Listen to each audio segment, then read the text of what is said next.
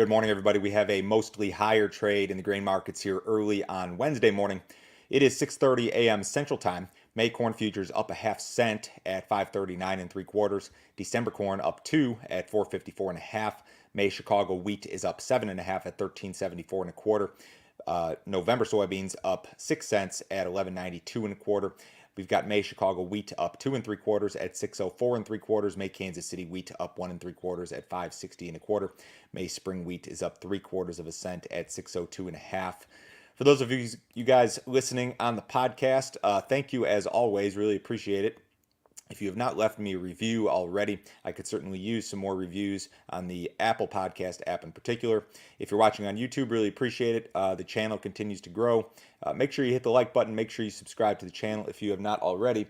And remember, guys, if you need some more assistance from me, go to my website. It is www.standardgrain.com. You can go to that website and click on Grain Marketing Plan here in the upper right-hand corner. And for $49 a month, I offer a subscription service. It includes my morning email, which goes out every business day at 6:30 a.m. Central Time. It includes a text message service. It includes subscriber-only videos, which is something that I just started doing about a month ago, which have been very popular. As a matter of fact, yesterday I sent out a video to my subscribers, and this was kind of my pre-USDA marketing thoughts. You know, on these YouTube videos and on the podcast, yeah, I can talk about the markets, I can talk about the headlines, but in the subscriber only stuff, I really get into grain marketing, my thoughts on old crop corn, new crop corn, where we should be in regard to marketing, my general thoughts regarding any sort of strategy there. So if that's something that you're interested in, you really want to get into the grain marketing side here, certainly check out that subscription service.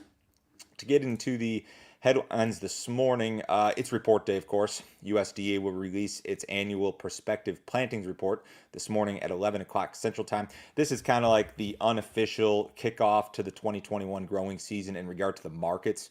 Traders following today will have acreage numbers to punch into their new crop balance sheet. So it's kind of a starting point here.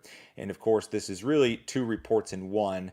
You've got quarterly grain stocks that will be released in conjunction with the acreage numbers. To look at the pre-report estimates here real quick, and you guys have all seen this stuff at this point, but corn acreage is expected to be about 93.2 million, up from 90.8 last year. Soybeans expected at 90 million even, which would be sharply higher from the 83.1 planted last year. The idea here is that row crops will pull acreage from other crops, and also that we'll see a lower amount of prevent plant acreage. We saw some pretty big prevent plant both last year and also in 2019. We're looking for lower grain stocks across the board versus last year, corn, soybeans, and wheat. So you've got a lot of different moving pieces here. There's potential for surprise in a lot of these items.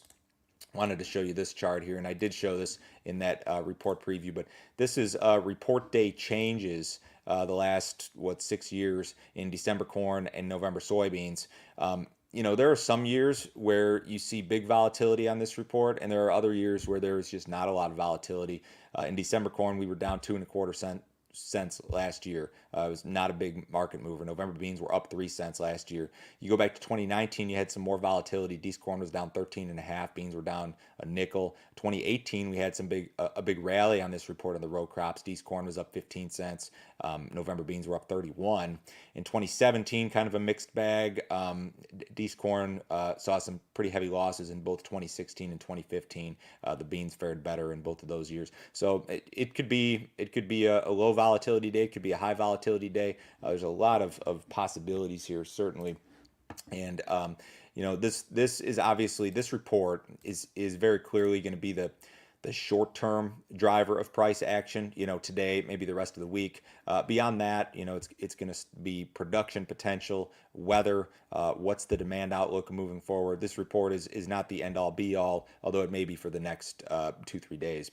President Biden will unveil his tax strategy in a speech today. I believe it's in Pittsburgh. The general idea here is that Biden is planning to rebuild America's infrastructure, and he will tax businesses in order to finance it. The administration plans to raise the corporate tax to 28% from 21% currently. I've read differing reports regarding the personal side of this. Reuters reported this morning that the $400,000 deal where you'd pay more income tax if you earn over that.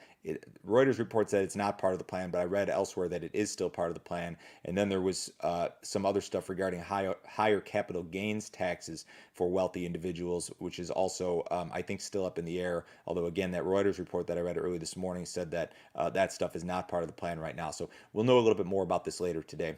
Unapproved African swine fever vaccines in China likely reduce the country's hog numbers. This is a quote from the president of a pork processor in China. He said, "Since the second half of last year, some pig producers in China, especially south of the Yangtze River, used some immature pig vaccines and caught African swine fever again." This is the president of one of the divisions of WH Group, which is a large Chinese hog processor. They said they processed 46% less hogs in China in 2020 than they did in 2019 because of tight supply. They still made money because of imports and stuff like that. But this African swine fever deal in China is not totally over by any means. The corn market may post its first monthly loss since July of 2020. The soybean market may post its first monthly loss since May of 2020. So this has really been an unbelievable winning streak here for both these markets.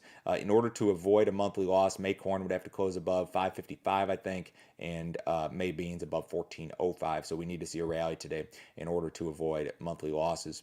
The ag markets will be closed on Friday in observance of Good Friday. Following a regular close tomorrow, will reopen Sunday night. Cattle market was lower by the end of the day today. We had kind of a mixed bag of a trade. The cash cattle perked up a little bit last week. We were 115. Hopefully we can improve on that this week. Feeder cattle index still stuck down here in that 134, 135 neighborhood. Big jump in boxed beef yesterday. We were up more than $5 in the choice boxes, up $3.42 in the select boxes. In the outside markets, we've got the Dow Jones down 37. The S&P's up 3 points. Mixed bag there. Precious metals are mixed. U.S. dollars just a little bit lower. Crude oil's down 11 cents, 60.45 in the May WTI contract. The bonds are mixed. Remember, guys, report at 11 today. We'll talk to you a little bit later.